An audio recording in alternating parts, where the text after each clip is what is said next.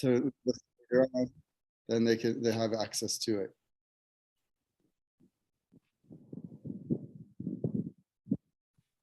But I'm just gonna pause it and give it 5 minutes. Natalie, are you okay with that? Yeah, that's fine. With everyone?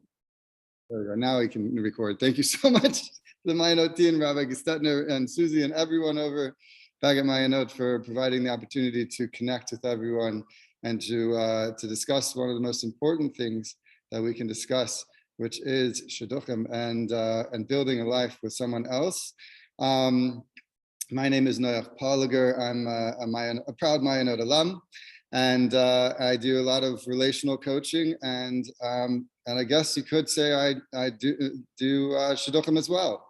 Baruch Hashem, have a few Mayanot alumni, particularly over the past 2 years, and one of whom had a baby just last week. I'm so excited, and should only have continued simchas. So thank you, Chaya.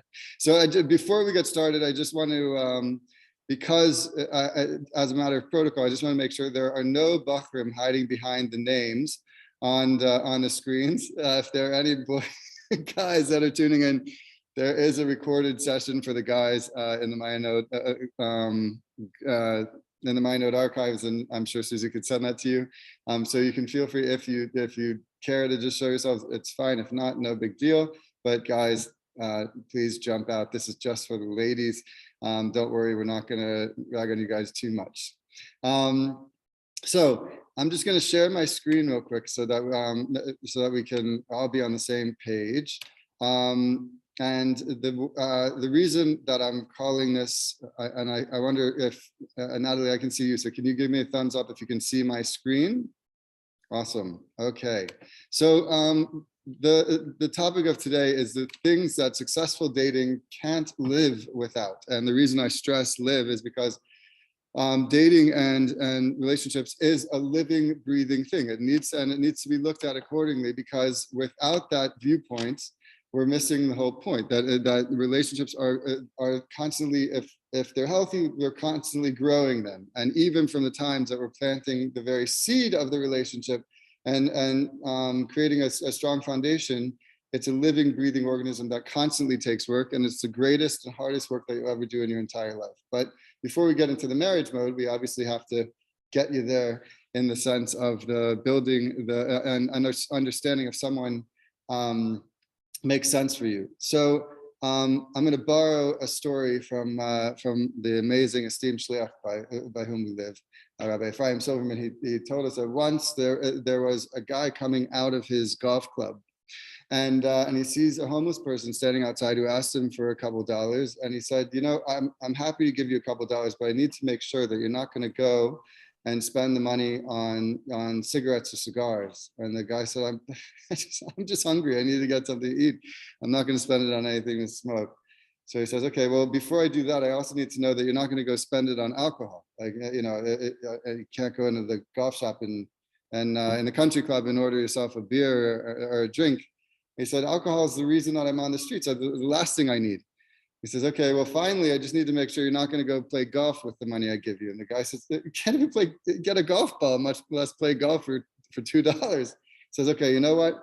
Let's forget the $2. I'm going to take you back to my house. My wife is going to make you a meal that you will never forget. It's going to be like a banquet style meal, because I want, and the person says, really? You're going to do that for me? He said, yes, I want my wife to see what it's like when you deprive a man of cigarettes, alcohol, and golf.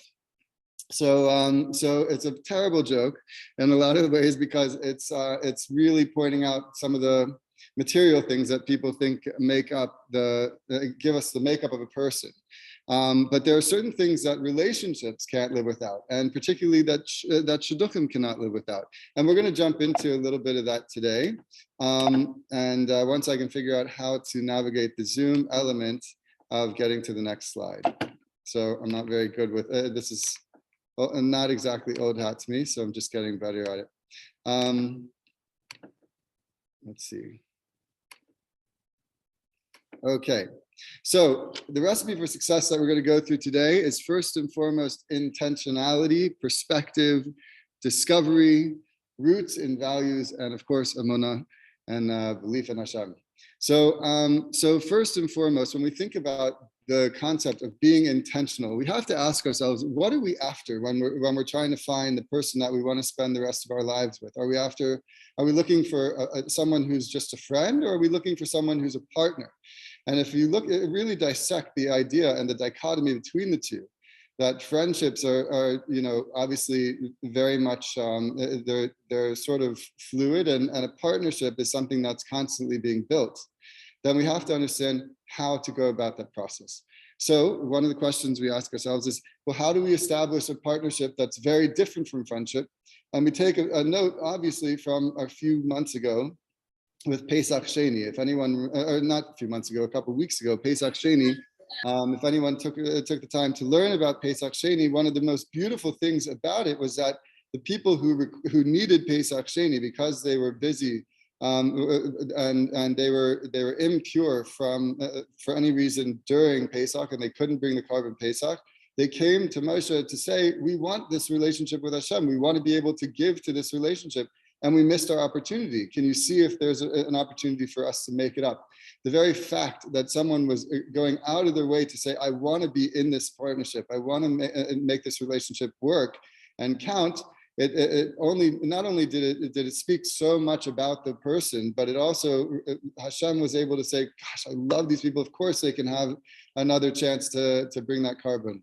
And that's something that a lot of people miss out on in their dating process, is the idea of the level of presence that it's required, that we want to be in front of the person that's in front of us, that we want to take a deep exploration to see if this is the right person or if it's not. The goal in shidduchim isn't always necessarily just to get to the chuppah, because if it were just to get to the chuppah, we'd see a lot more challenging relationships out there, unfortunately.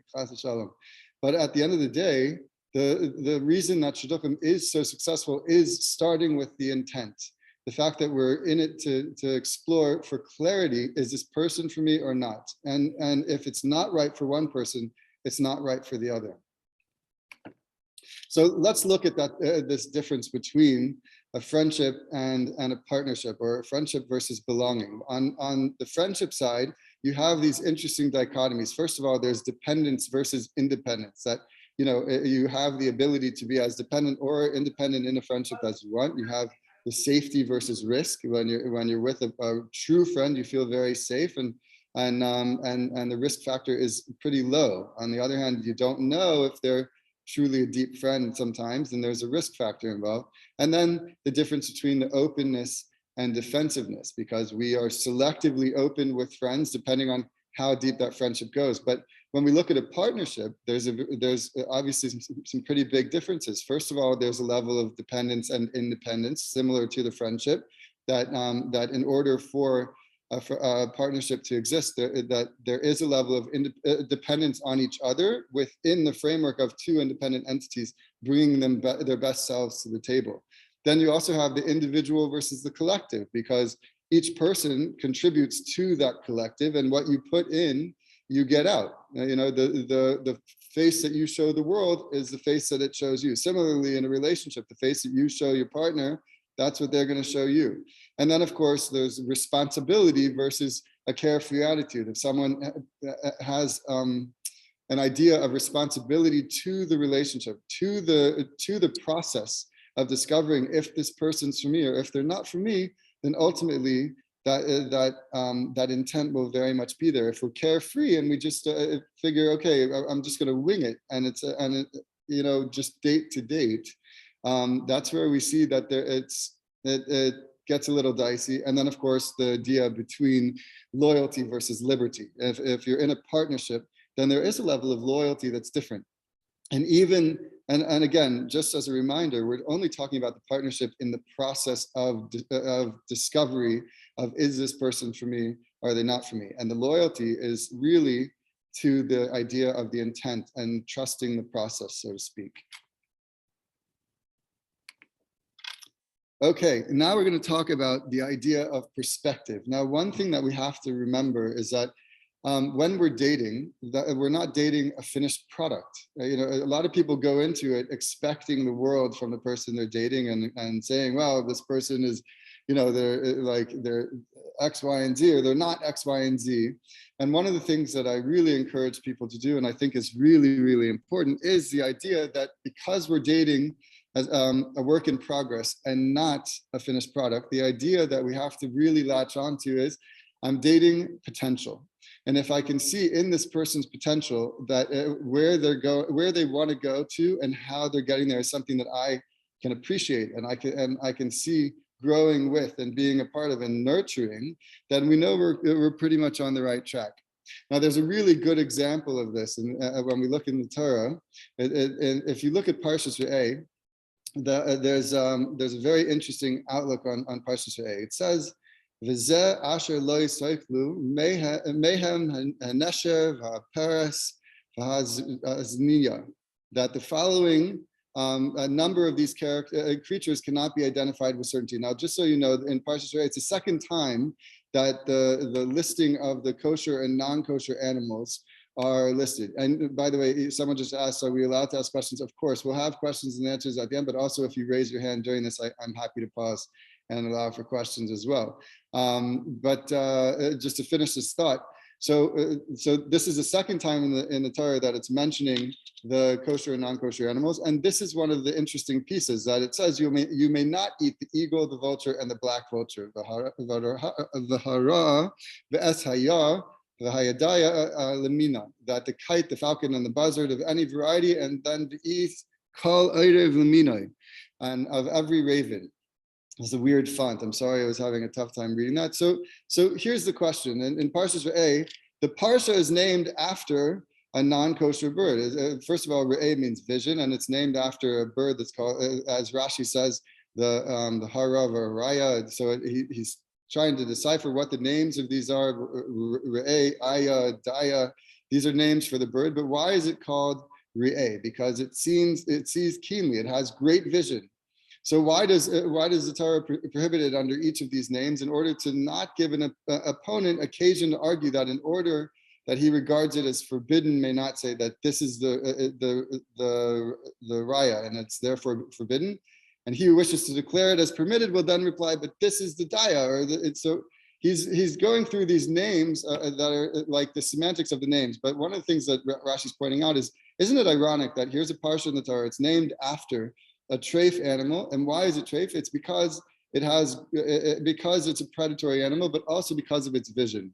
So Chassidus comes along and says, no, the main reason that it's treif is because of its outlook. What is it? What's its outlook? That it has great vision, but it only looks for things that it can scavenge and it can feed off of dead corpses and stuff.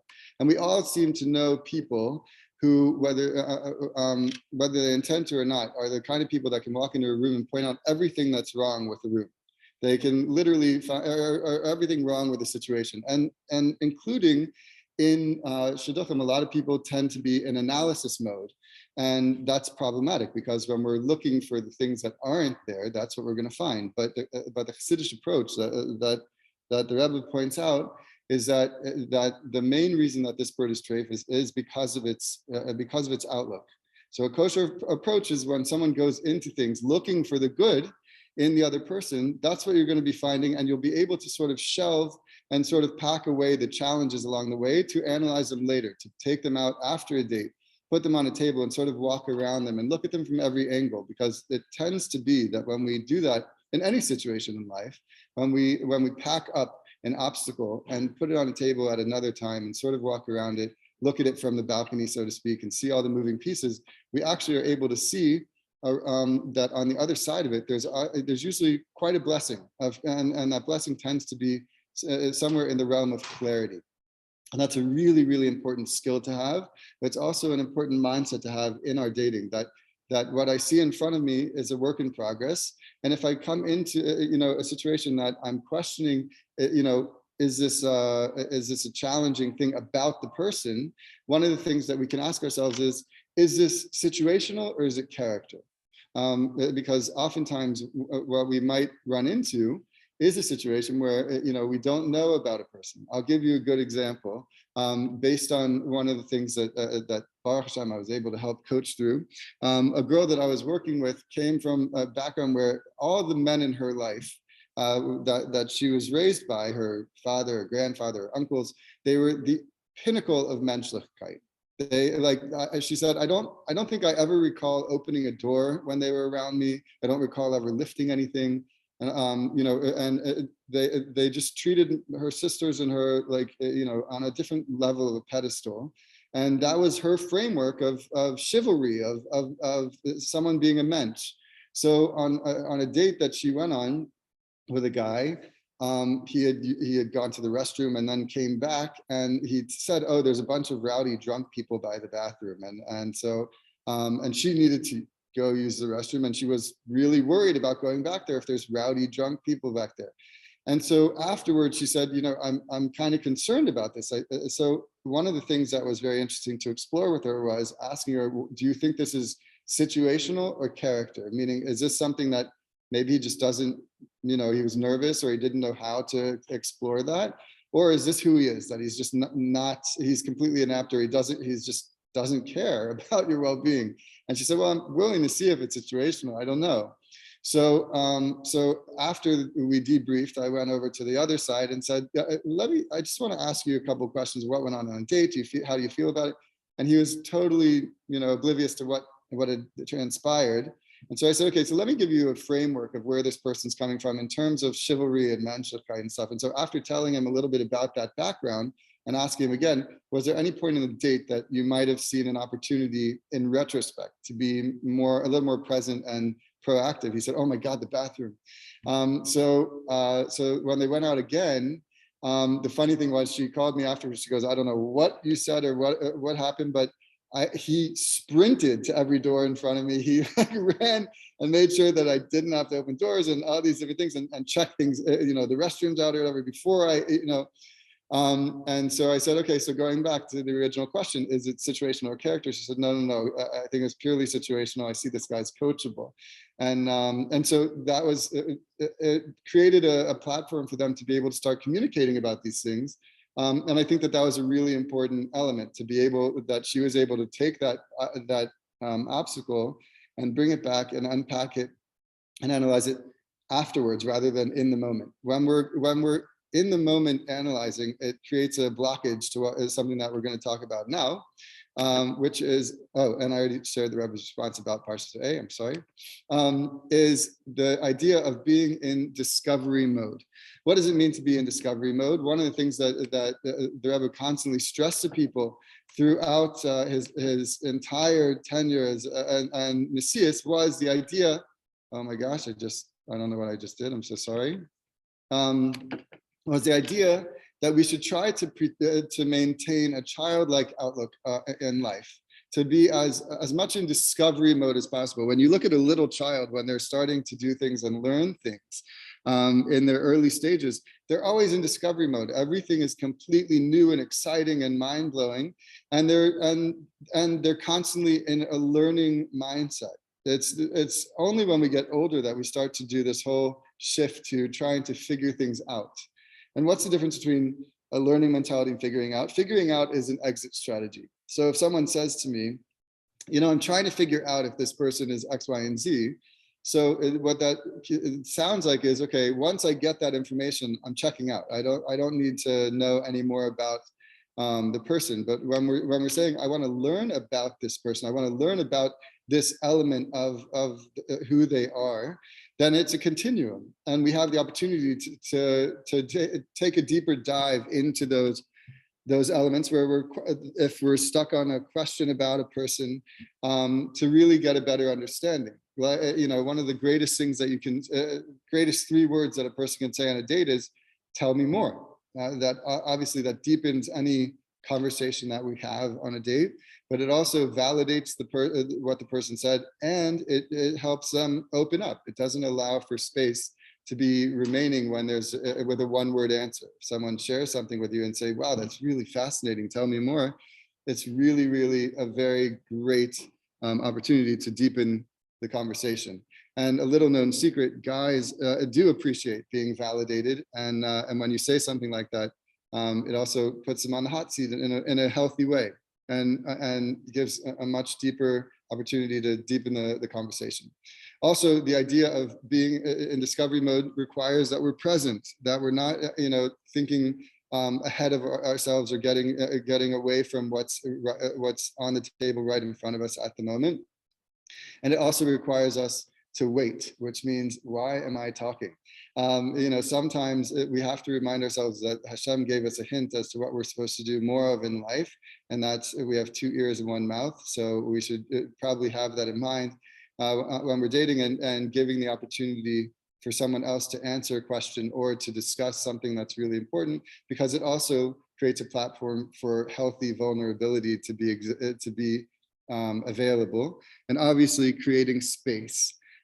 Space is a really, really important element to any relationship, and even in our own relationship with our own resilience, because I know a lot of people have a hard time with certain elements of shidduchim. And there's a stress level, there's a tension, and one of the best things that we could do is by creating space between an impetus and a reaction, meaning that if someone gives us a question that's really difficult to answer on a date, sometimes just taking a deep breath, or even just saying, that's a great question, and giving ourselves the space to be able to think about it, that's a really great opportunity. The greatest and wisest thing that a person can do sometimes is to say, you know what, if it's okay, I'd like to think about that and get back to you.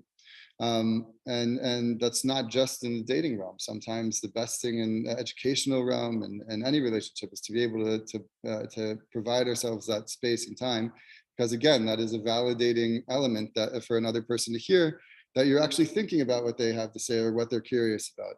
So these are really tools for being in discovery mode, in a learning mentality rather than just figuring things out. The exit mentality is one of the fastest ways to bring ourselves out of a good thing. And it tends to be present and prevalent among people who are either overthinkers or very analytical people, whether we want to admit it or not. It's a challenge. And one of the greatest gifts they can give themselves is the ability to say, you know what, I'm gonna try to learn about this person rather than figure them out. And it tends to really play out really well. Before we move to the next segment, I know someone had a question a few minutes ago. Did you want to ask that question now? You answered it. If you could just go a little deeper into the figuring out mode. Sure. I'll give you a good example, actually. If we want to go to a more extreme version. I had the privilege of leading a lot of birthright trips for Mayanot, 14 to be exact. And one of my favorite things about a lot of the participants, I mean, we've been in touch with almost all of our participants through the years. And whenever I get to hear about them, talking about their relationships and everything, there's a consistent favorite when one of them will say, oh, I'm moving in with my boyfriend or my girlfriend. And I say, oh, really? That's interesting. Can I ask you why you're doing that? And they said, well, we want to see if if it's going to work. So you're moving in to see if it's going to work. So you're already in this mentality that you have an exit strategy. So figuring out is similar to that in the sense that if I'm trying to figure out this, what this person's view is on something, I'm trying to figure out their Yiddishkeit.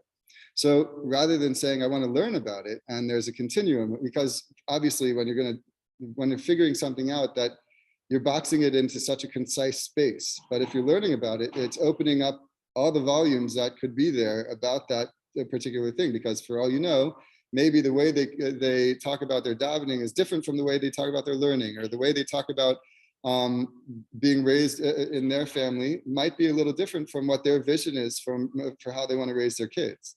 So it's important to take it a step at a time and ask those deeper questions. And again, using tools like saying, you know what, that's really interesting, tell me more, giving someone the opportunity to sort of to go on and on about something. It's a validating tool, but it's also showing that I want to learn about this. And then afterwards, I'll pack up everything they're giving me, and then I'll come back and analyze it later. That way we're sort of defeating the tendency to try to analyze in the moment while we're sitting there, because you can imagine if you're in analysis mode, it's more like being in a job interview than it is being in a life interview. When you go for a job interview, they're usually trying to analyze everything you're saying right on the spot. It's very rare that they're going to say, oh, well, let's take our notes and then discuss it afterwards. So I think I'm having a problem with that, with knowing that you're also dating potential, because we're unfinished products. You have to figure out at the same time, is it situational or an actual character trait that's long-term? But I'm not allowed to figure that out. I'm supposed to be patient. Like it's kind of like a contradiction in terms, so to speak. Well, if you think about it, that's exactly why it makes sense, because if we're dating to understand, like for instance, the situational or character element comes into play when you run into a challenge. So going back to that story where the guy who was just unaware of, part of it was because he wasn't aware of what she was raised with. Had he known that, he probably would have been much more proactively doing that. So one of the things that we discover is if a guy's coachable or not. And also those kinds of situations, one of the things I asked that particular young lady was, is this something, let's say it's character, is it something that you could live with, 5-10 years down the line? Let's have some foresight for a minute. Or is it worth, if you go out again, is it worth exploring with this person to understand their framework of how they were raised and what their idea of chivalry or what they would want their kids to be raised with in terms of chivalry and menschlichkeit, etc. And that's where it's going from, I'm analyzing in this second to I'm going to learn about this. If we're dating potential, then we also have to recognize that sometimes potential is coachable when it's informed. The question is, what that's when it comes to challenges. That's not like, does he have the potential to provide? Right. So, okay. so that particular question is, obviously that's still being going to be in a figure out mode where when we're, I think for a lot of the people who are dating some of the younger guys and stuff, where they're coming into that question, it's more of the potential of, do I like where this person wants, where they want to go and how they want to get there? Does that speak to me? Right. There are plenty of women who are dating Bachrim who are like fresh out of yeshiva, or even a lot of Mayanot alumni are current students who are dating, and they're not in the professional world just yet. So like, then how do you go from saying, well, what's the plan, to I'm hearing the plan and I like, what you're saying. I can see myself wanting to nurture that and follow this person. Does that make sense? Yeah, thank you. Thank you for the clarification. Yep. Okay, so now the other thing that we're going to talk about real quick is obviously the idea of values. Values are critical when we're dating and really anywhere in life, because we're constantly doing value exploration for ourselves. If we're remotely growth oriented in life, then we're constantly examining our values and taking a look at, well, what's contributing to what I'm experiencing right now, emotionally, intellectually. How am I going through a process, whether it's work or whether, in our Yiddishkeit, there are different things that we learn that shift values, etc. So it's really important before we jump into the process of dating to, sort of go through a cheshbon nefesh to understand who we are, and also throughout dating, the value of doing these kinds of reflections and reflective work on ourselves is you can't put a price on it. You can't put a monetary value. Obviously, it's one of the most valuable tools that I think we as Jewish people have in our toolbox, that when we actually, even when we're going to sleep at night and we make a cheshbon nefesh and reflect on our day and how things lined up in our minds, and did I put my whole self forward? Was I present in certain conversations, etc. So the similar thing with the dating. Before we go into it, where do I want to go? Who do I like? Where do I want to be in this space? What do I want to learn about and discover about the person that I'm going out with? And am I asking myself the right questions, going into it? Also, how do their values and my values talk to each other? for instance, I know that one or two of you may have done an interview with me, before jumping into the process, to understand, well, where does my construct for what I understand a relationship to look like and feel like come from? What was my relationship like with my siblings and my parents growing up? Were there any connections that were stronger than others? And what were the qualities that really drew me to those people? And how does that play out in the connection with the person that I'm trying to build a life with? Do their values and my values line up or even talk to each other? Also, do your values, do yours and their values make sense in 5, 20, 15 years, the whole long haul? And then we also have to ask ourselves, of course, the most definitive question is, what are my needs and what are my wants? There's a very big difference. Needs are really the building block for sustainability, and these are the deal breakers. And then the wants are really icing on the cake. It would be nice if, it would be great if. They're not necessary, but they definitely, enhance the relationship. And the goal is to find, where our values talk to each other in a way that we can come away with a sense of clarity, that even if they don't line up, we're very clear and we know this person definitively isn't for me. And if they do line up, okay, so now how do we build on these together to make it that they constantly are growing and in conversation, so to speak. Any questions on that so far? Okay.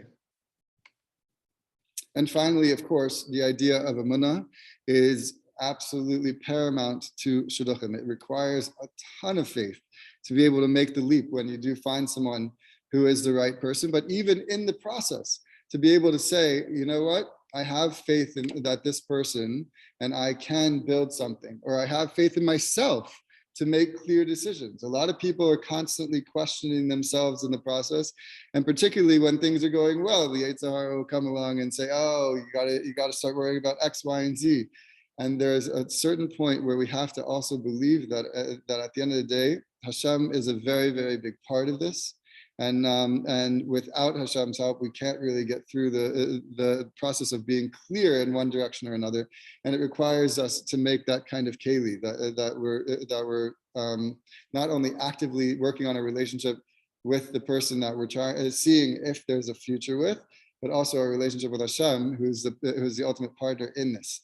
At the end of the day, our job is to be conduits and not necessarily to try to play God. A lot of people, I've seen this happen all too many times, and it's really, really unfortunate that things start going well, and then they start trying to dictate certain things. Oh, I need to know,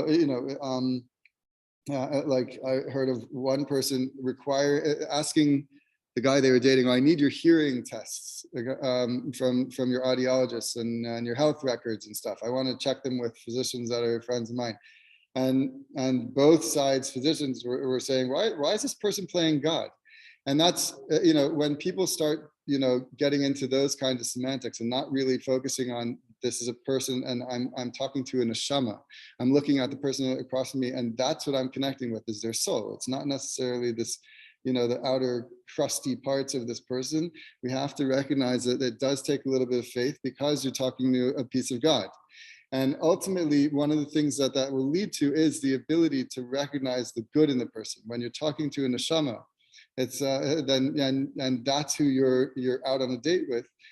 There's a different consciousness that a person has while they're on the date. There's a tenderness, there's an understanding, there's a patience, and it's reflected when it's given.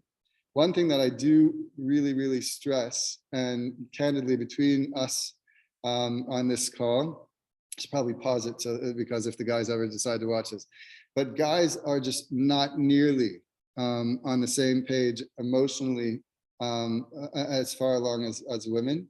As I'm sure a lot of people have read either the Mars Venus book or the Waffles and Spaghetti book. Guys are very compartmentalized, and women, everything's connected, etc. Yes, these are true factors, but also we also need to understand that most of the time, hopefully, a guy is humble enough to be coachable. That when they gain a little more understanding, and particularly in shidduchim, where they're sort of put into this space where they need to be receptive to hearing another side, that's oftentimes where either, that's one thing that I've been called in to do a lot of is that coaching and helping them to see the other side and, diffuse any tensions. But also we have to recognize that when there is a tension in dating, it's an actual tremendous opportunity. That's a gift. And if people see that I have enough belief in this person that we can work through this and I can talk through this, it's a gift. It really, really does help people see that, well, I either do want to communicate and work through things with this person, or I definitively don't. And that's okay too. That's a big bracha. So, so do we have any questions before I'd like to open the floor, and if you guys want to unmute, you can open forum. I'm okay with that. If you want to keep it anonymous, you can put it into the chat. That's totally okay.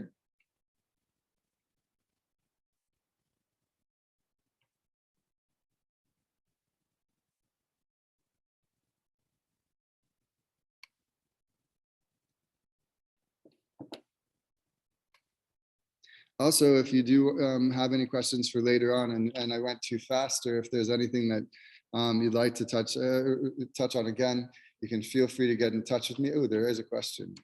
Okay. I have another question. No one else is asking. I'll take the opportunity.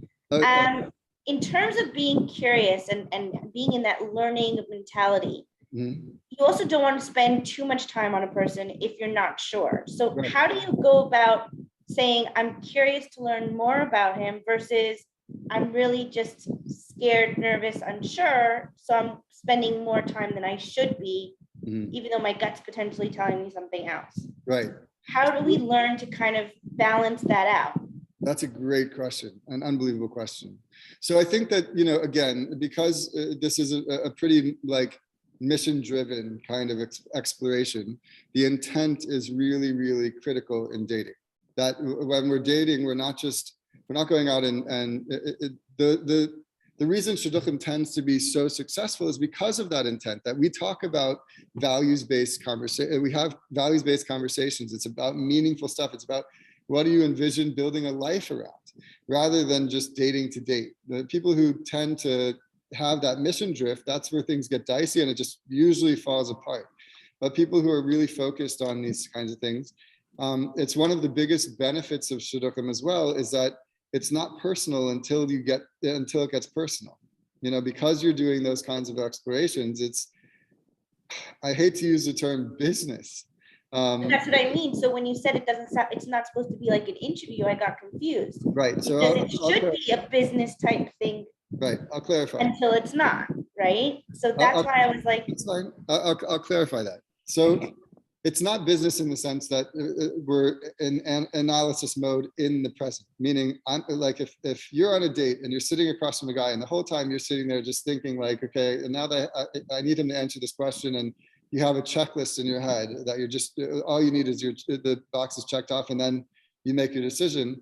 It's really freeing up from the checklist, being that you're a gatherer in a way, that you're gathering information that you can come back, sit with, and sort of and look at in the construct of your makeup of what you understand a relationship to look and feel like. If you're in the analysis mode during the date, yes, then it might as well be a business interview. It might as well be a job interview.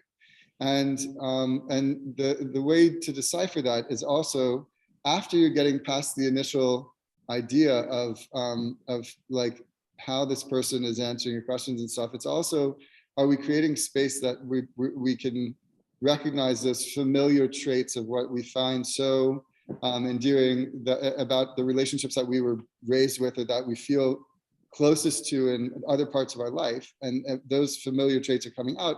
That tends to be the space where people feel okay being vulnerable a little bit. And if vulnerability, especially if the guy shares a little vulnerability and it's met with vulnerability, then you can, you get a semblance of understanding that this might be someone I can sort of, take a few steps forward with.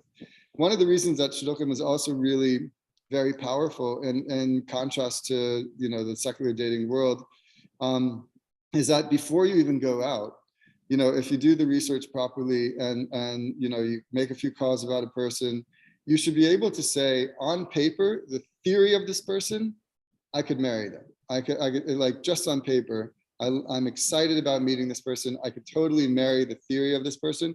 And then when you go out, it's usually pretty quick to discover if there's chemistry and attraction. And that's really, that's really the three-legged stool. Obviously the chemistry and attraction, the intellectual and emotional connection. And then of course, does this person have a good heart? And do they make me feel more like a woman or more like a man? Meaning, so based on that theory, sorry, just so I understand, on paper, if I am not 100% sure that he has everything on my checklist, I shouldn't even date him. And like the in-person thing is more about the bond and chemistry. It's tricky to say that you're looking for someone who meets everything on your checklist. I mean, how long is your checklist? It's not a matter of a checklist. It's more about like, this is what I see in a husband, so to speak. Like, I don't see a lot of that in every profile that I get, so to speak. So. Right. So if you're looking at someone's profile, first of all, it's not often that a profile is a novel. It's not telling you like the construct of what their family was like. Especially guys versus girls. But further, it's you have to imagine like what are you going to find out on a profile and from calls. First and foremost, if you're doing your own calls, then okay, my hat's off to you, and you should be involved in your calls. Even if you trust someone else, in mashpia or anybody to do them, be involved in it. Make a couple calls yourself, and don't call the references unless you're trying to get to someone else. But the idea of doing that background surface stuff is to sort of understand a little bit more as to, okay, if someone brought this idea to me, what's their mentality in this? Like, what are the values they think are lining up? What lines up about this person? Okay, now I'm going to explore within those spaces. So, Natalie, if I found out that one of the things that you were raised with is a super warm home, and you just want someone who's makes the house feel alive, and they have a great sense of humor, etc. And so I come to you and say, okay, this guy, he came from a very close-knit home. The number one value that he was raised with, and he said, I can't live without, multiple times in our conversation was, I can't live without laughter. I need someone who wants to build a home where we laugh a lot, where we're smiling a lot, etc.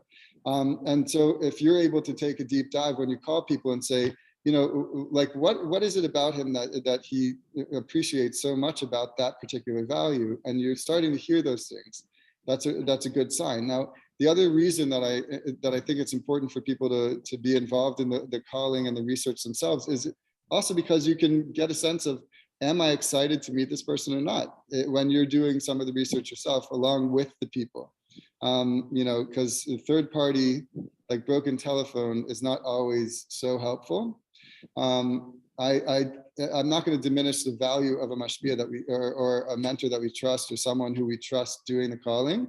But even if you're sitting with them and they ask a question, but they could have asked a follow-up that could get deeper information, there's value to that. There's something really, really helpful about going into a date excited about the idea of the person, because then you can discover if there's chemistry relatively efficiently.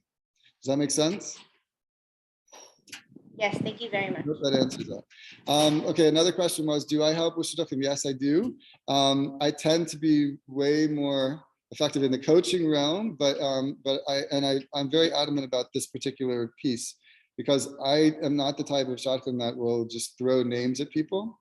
Oh, do me a favor, go out with this person, or I see that, Natalie, I see that you're breathing and that you have a pulse, so there's a great guy over in Texas with a pulse, and you've got to go out. I can't do that. So I'm very, I make it very well known that if I'm bringing you a suggestion, it's because I can see on a scientific level, when I line up, your values next to theirs, why it can speak to each other, why it's almost like a no-brainer kind of thing. Otherwise, I hesitate to bring a suggestion. So some people appreciate that, some people don't, and I'm okay with either one. But in the process, the one thing that I think I'm pretty good at, or at least the feedback that I get, is helping people establish clarity. I was wondering if, to the question, okay, yes, I have a few minutes for a quick personal conversation later on. You can email me I'll put the link at the end, and there's even a link for a calendar. You can reserve some time. What if everything you're checking in aligned, but there's no attraction or feelings? How do we go about it? So that is a very common challenge. This is something that is an age-old question. How do I know if I'm attracted enough to a person? And this is something that it's what's called a thirdness. And I know that some of you on here know that language very well. A thirdness is something that controls a narrative. And there are such things as permissive thirdnesses that are something that we selectively bring in to shift the shape of the narrative. Like, let's say we're on a date in a hotel lobby, please don't ever let anyone do that to you. I have this this secret fantasy. My wife and I we were gonna go to one of those massive hotel lobbies in Yerushalayim with popcorn and just watch people on their awkward dates, because we finally graduated from that, and I wish all of you that opportunity. But the thirdness of that situation could be anything from, well, I feel like I'm on a spectator date, and if it's a first date, so the awkwardness is the thirdness. And in this situation, in this particular question, is the attraction factor. And again, it could be rooted in, does the person dress nice enough for me? Or do they, if there's no feelings? Well, so these are questions like if how they dress, is that situation or character? Meaning if they were, there are plenty of bachurim who when they're in yeshiva, they don't care about how they dress. They put on their black jeans and their white shirt and they call it a day because it's comfortable, they don't have to dry clean, whatever, and then, but if a girl asks them, would you care if your wife picked out your clothes? They'd probably say, I'd be over the moon. I don't have to, if that's going to make her happy, it's one more thing to make her happy, great. But then it goes back to, for most girls, they'll say, but I want a guy who thinks about these things. Well, okay, you're asking someone who's sitting up in Atzilus in a purely spiritual space to come down and care about material things, which is not something they talk about in yeshiva, unfortunately. It's a systemic problem. But it's important a guy should know to look like a mensch. So this is an exploration of how do we shift that thirdness. If the guy knows that the girl was raised with, being around men who were conscious of how they look and how they present themselves, and they came into that space like they called their sister and said, I need you to take me shopping or something. So would that affect the attraction level? Similarly with feelings usually are only developed when there's a vulnerable space. That's a safe space for vulnerability to be expressed. And how do we get to that area where it's okay for vulnerability to be shared? So, obviously there are steps to get to that direction. I think that when people take those steps together, it's a really, really important and critical element in the dating. But we only get to that vulnerable space when people see those familiar traits of their most endearing relationships coming out in the other person. It's very hard to force vulnerability. It usually never really works out really well when one person is way ahead of the other in sharing vulnerability and it's not met with vulnerability. So those are challenging factors, but if there's something I can do to help you with that, I'm happy to help in any way I can.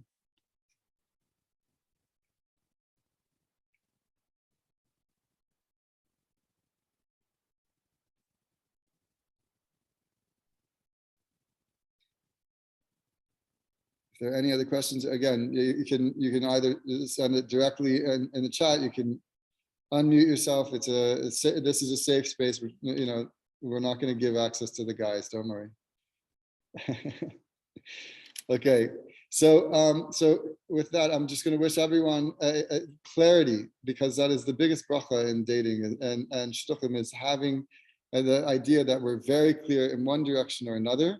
Because it's so often we get stuck and trying to figure out, is this person for me or are they not for me? And we get stuck in that cycle of not being clear. So my bracha to you is that you have clarity all the way to the chuppah. This is a picture of actually the last time the Rebbe was inside a tradition for a couple. And it was it's a very, very special couple. And that you should have that presence of mind and emunah, to have a successful dating experience that's enjoyable, that you feel that you feel more like a woman in the process, that you look across the table or with the person that you're walking with, and you say, you know what, I want to follow this person. I want to nurture them. I want, I appreciate their potential and who they want to be and where they want to, and how they want to get there. I want to be a part of that with them, and they in turn see that in you. So again, here is the link to a calendar as well as my email address for shidduchim. Please feel free to reach out. I'm happy to help in any way that we can. And because it is a tremendously beautiful month where we marry Hashem, again, coming up on Shavuos, that every one of you should also find your partner, and not just for the now, but for the eternity. And we should all be able to dance with tons of simcha and spend Shavuos together in Yerushalayim. So thank you so much for your time. And as Hashem will hear great things.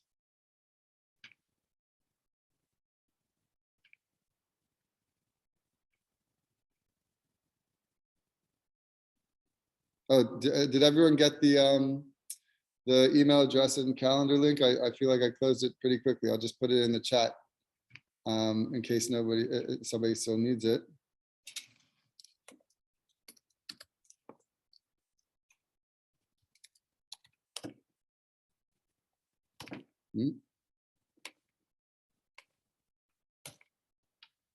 Okay. Okay, Shavua Tov, everybody. Have a wonderful week, and looking forward to hearing from everybody.